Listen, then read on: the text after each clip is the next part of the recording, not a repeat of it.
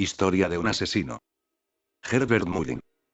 A principios de los años 70, durante el fin del movimiento hippie, Herbert Mullin se convirtió en un asesino en serie de California. El joven tuvo una infancia normal, pero secretamente estaba convencido de que los niños recibían señales telepáticas de sus padres para que no jugaran con él. Este fue el primero de los desórdenes mentales que lo convirtieron en el escalofriante y excéntrico asesino de 13 personas. Herbert Williams Mullin nació el 18 de abril de 1947, en Salinas, California. Sin embargo, creció en Santa Cruz. Su padre Martin Mullin, un veterano de la Segunda Guerra Mundial, era muy estricto y frecuentemente comentaba su heroísmo durante la guerra. Su madre Jean era más cariñosa con su hijo y le enseñó a tener buenos modales. Desde temprana edad el padre de Herbert le enseñó a manejar un arma de fuego. En 1963, la familia Mullin se mudó a Santa Cruz, donde Herbert de 16 años consiguió un empleo en la oficina de correos. En el colegio, Mullin sobresalió como estudiante y deportista. Era popular, tenía muchos amigos, una novia estable y hasta fue escogido por sus compañeros como el alumno que tendría más posibilidades de éxito. Sin embargo, poco después de su graduación, uno de sus mejores amigos, Dean, murió en un accidente de moto. Herbert quedó devastado y su estabilidad mental comenzó a desmoronarse. Según ciertos psiquiatras que estudiaron a Herbert, aquel accidente en donde murió su mejor amigo, fue el gatillo que detonó el progresivo deterioro de su cordura. De hecho, Herbert quedó tan afectado, que le levantó un santuario a Dean en su habitación, y comenzó a pasar horas enteras encerrándose en su cuarto mientras, sumido en la más honda depresión, rememoraba a su amigo. Fue allí que, tras preguntarse si la muerte de Dean era una especie de sacrificio cósmico, Herbert empezó a obsesionarse con la idea de la reencarnación, llegando incluso, pese a su crianza católica, a estudiar religiones orientales para hallar respuestas a la pérdida de su amigo y a las voces que comenzaron a hablarle en su cabeza. Tras dejar sus estudios, recién comenzados, en ingeniería de caminos, en 1967 Herbert ingresó en un instituto sobre religiones orientales en San José, y permaneció allí por 3 meses, tiempo en el que consumió LSD regularmente y empezó con su extraño comportamiento y sus trastornos mentales. No obstante, el consumo de drogas ya había empezado antes. En 1966, gracias a Jim Llanera, un ex amigo de Dean, que tras conocer a Herbert en la playa, le introdujo al movimiento hippie y a las drogas.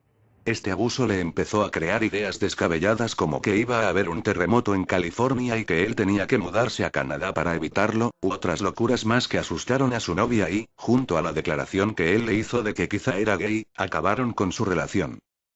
Herbert comenzó a asesinar, por voces que escuchaba en su interior, que le decían que para evitar una catástrofe natural, tenía que matar a algunas personas. Los asesinatos de Herbert. El 13 de octubre de 1972, Herbert cometió su primer crimen. Asesinó brutalmente a un indigente de 55 años llamado Laurence White. Según Herbert, el vagabundo era Jonás, un profeta de la Biblia que pasó 3 días en el vientre de un enorme pez. Mátame para que otros puedan salvarse, había escuchado Herbert a manera de mensaje telepático que Jonás le enviaba. El tributo era magnífico, de modo que Herbert no dudó en sacar su bate de béisbol y en darle una y otra vez en el cráneo hasta dejárselo como un amasijo de huesos, sangre y masa encefálica. Un horrible cuadro que, días después fue encontrado. La siguiente víctima fue Mary Guilfoyle de 24 años. Herbert Mullin la recogió tras verla hacer autostop, y cuando sintió que había ganado su confianza y la chica se había relajado, detuvo el automóvil con alguna excusa, le pidió que saliera un momento y entonces la apuñaló frenéticamente hasta extinguir su vida. Después llevó el cadáver a una colina, lo desmembró, le abrió el estómago, inspeccionó sus vísceras y permaneció un rato estudiando sus órganos para luego marcharse y dejar los pedazos del cadáver yaciendo sobre la colina. En cuanto a los motivos que le impulsaron a realizar el asesinato, además de lo de los sacrificios, había algo especial. Su madre, hace no mucho, le había obsequiado un libro del pintor Miguel Ángel para inspirarlo a canalizar sus problemas psicológicos a través del arte. Desde pequeño, Herbert había mostrado habilidad para el dibujo y la pintura. Allí, a través de las páginas del libro sobre el arte de Miguel Ángel, Herbert llegó a la conclusión de que Miguel Ángel había alcanzado tal grado de excelencia en la representación del cuerpo humano, como una consecuencia del estudio meticuloso de la anatomía humana, que el gran pintor efectuaba en todas aquellas horas en que diseccionaba cadáveres. Eso, para él, era una señal muy clara. En su próxima misión, él debía diseccionar un cadáver. Tras solo 4 días, el jueves 2 de noviembre, Herbert cobró su tercera víctima. Esta vez se trataba del padre Henry Tomei, un sacerdote católico de 65 años. Aquel día, un día de difuntos, Herbert había aprovechado para, después de estar bebiendo y drogándose, ir a confesar sus pecados en la iglesia Santa María y, de una vez, pedir fuerzas para no volver a matar. En un inicio creyó que la iglesia estaba vacía, pero luego, tras darse cuenta de que había un cura en el confesionario, fue y empezó a confesar sus pecados. Al comienzo todo fue normal. Pero, apenas hubo transcurrido un corto tiempo, Herbert tuvo alucinaciones auditivas en que el sacerdote le decía que debía honrar padre y madre, que su padre le pedía que asesinara a personas y que él se ofrecía como sacrificio. Entonces Herbert perdió el control, le forzó a salir del confesionario y lo apuñaló salvajemente, tan salvajemente que, tras hallarse el cadáver, muchos pensaron en la obra de un culto satánico. En enero de 1973, Herbert llegó a pensar que eran las drogas las que habían llevado su vida a la ruina. Así que se dijo que alguien debía pagar con el máximo precio posible. Jim Villanera, que lo introdujo al mundo de las drogas, sea como fuera debía morir, por haber hecho su vida pedazos. Cuando Herbert llegó a la casa de Villanera, el 25 de enero de 1973, descubrió que este se había mudado y la cabaña estaba ocupada por Katy Francis. Ella le dio la dirección de la nueva casa de Villanera. El crimen fue una atrocidad digna de llevarse a la gran pantalla. Herbert tocó la puerta y Villanera lo recibió. Sin darle tiempo a reaccionar, Herbert lo increpó por haberlo introducido al mundo de las drogas y, tras gritarle con los ojos vidriosos y la voz quebrada por el llanto que se estaba burlando de él y lo estaba engañando, le disparó a Villanera por detrás mientras aquel corría intentando escapar. Entonces, aún con vida y con parte de la escalera recorrida, Villanera se arrastró gimiendo y goteando sangre por los escalones, empujó la puerta de su cuarto y, antes de que su mujer consiguiera refugiarse con él en el baño, la mujer se estaba duchando previamente, Herbert les disparó a ambos en la cabeza.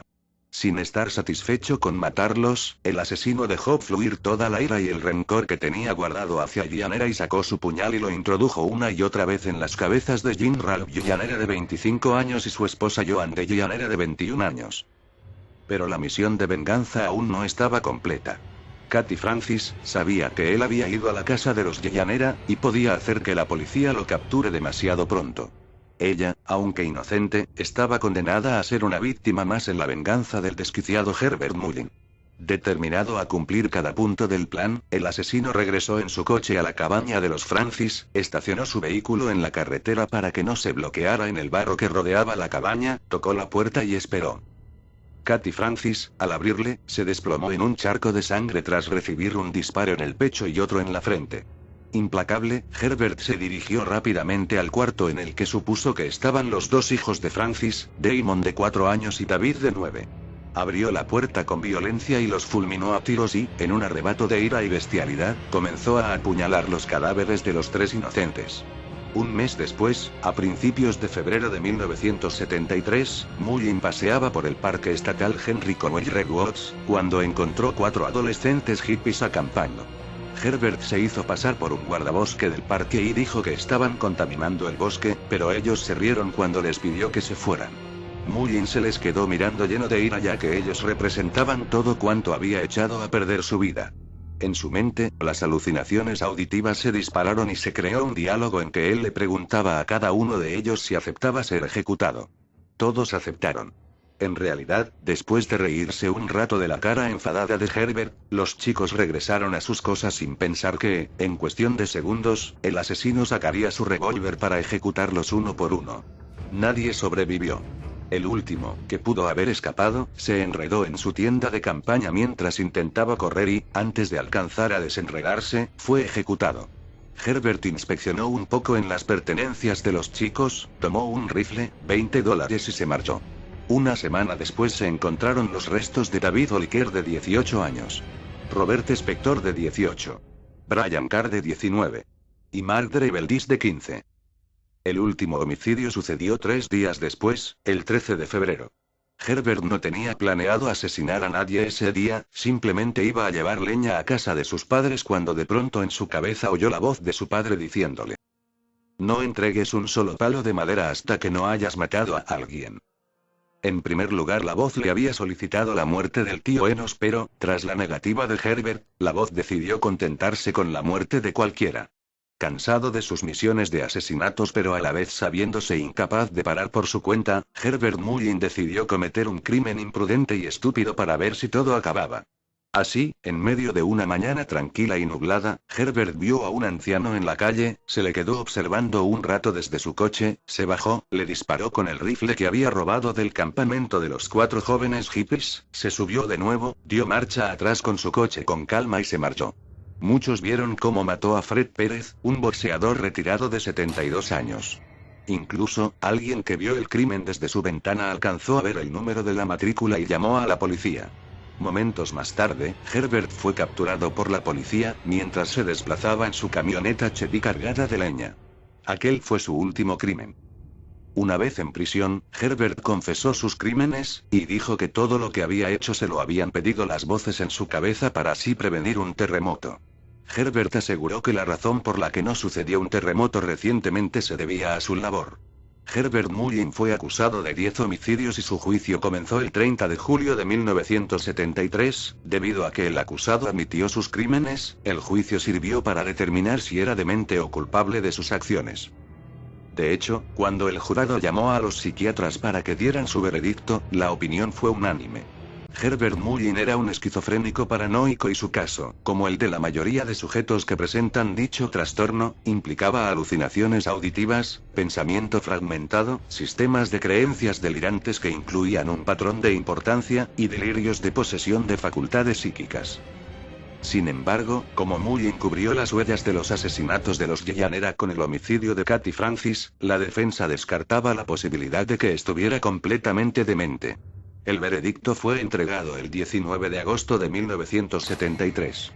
Herbert Mullin fue declarado culpable por homicidio de primer grado tras asesinar a Jim Llanera y Kathy Francis, por ser crímenes premeditados.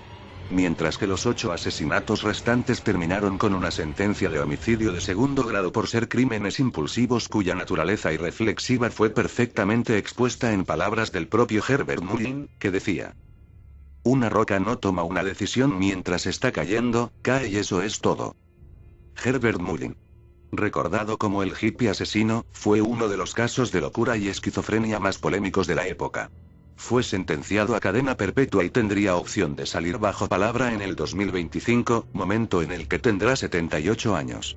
Actualmente es un convicto de la prisión estatal de Mule Creek, en Ione, California, según reportes. En su tiempo libre suele pintar y escribir poesías, además de que aún preserva bastante de su esencia hippie, pues medita con relativa frecuencia.